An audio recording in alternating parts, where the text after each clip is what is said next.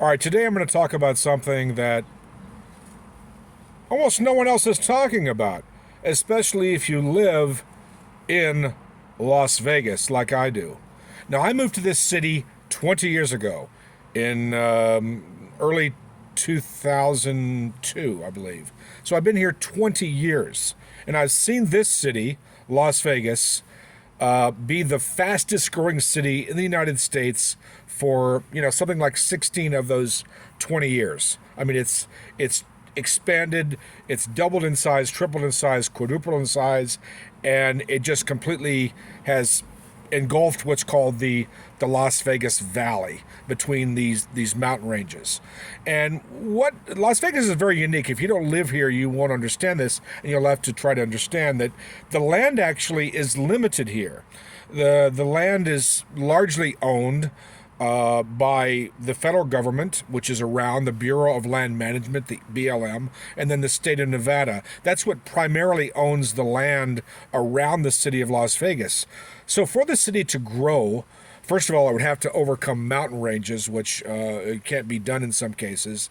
But that aside, there are some political obstacles to this city growing. So therefore, the space, even though this is a expansive desert, as is perceived in the state of Nevada, particularly southern Nevada, the space is actually limited here. And strangely enough, this limited space has contributed to rising rental rates, housing prices, and so forth and so on. So, we have all this space in Nevada.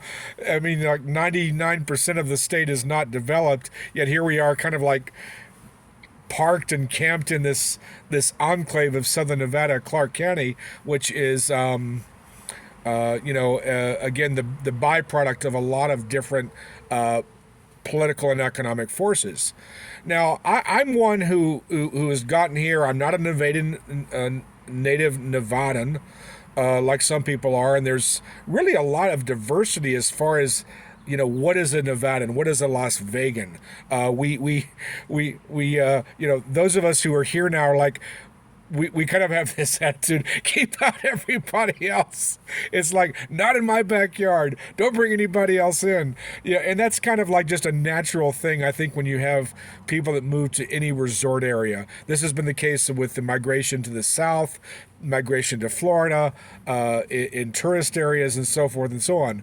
That the reasons that we come here, in many cases, because the place that we found, in this case Nevada, was kind of a cool place that maybe a lot of people had not discovered yet. And then all of a sudden, the message gets out and the party's over and everybody moves here. And then all of a sudden, Las Vegas is just another suburb of Los Angeles. I mean, that's what we've become here. I mean, we've got like a million and a half people in the valley. And now here's where I want to get a little more animated, political, and passionate. This city, this place cannot take any more development. The water is running out. I'm going to presume that you have the environmental subject knowledge, the awareness, the familiarity with current events, and certainly the climate change and environmental disasters that are happening not just in Las Vegas, not just in Nevada, not just in the Western United States, but all over the world. All right? We're running out of water. Southern California is running out of water.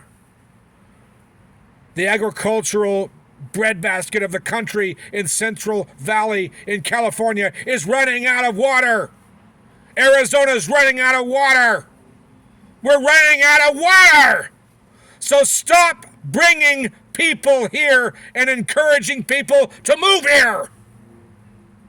Do you understand what it's like to have this much water and these many straws, and then you want to add this many more straws to the glass? The water's running out, people! Wake up! And we got terrible leadership in this city, in this state, that are not doing anything about the problem. I'm even seeing so-called progressives or liberals, which I tend to agree with, that are not standing up to the developers, to the out-of-staters, to the people that want to build another shopping mall, build another road, build another highway, build more housing tracts, and keep sticking straws in water that does not exist. When are people going to wake up? There's not enough water for people. All right? So this is not about not in my backyard. This is not about closing the barn door once I'm inside and I have my place. This is about survival. This is about common sense. And I'm telling you right now, I don't know why I don't see anybody, any of the leaders in this state, anybody in this city standing up to developers who are exploiting and absolutely screwing the people that live here, that moved here, because we don't have enough water and natural resources to continue this unsustainable growth. You got it? Are you paying attention? Do you understand mathematics? Do you understand what environmental catastrophe is like? Wake the fuck up!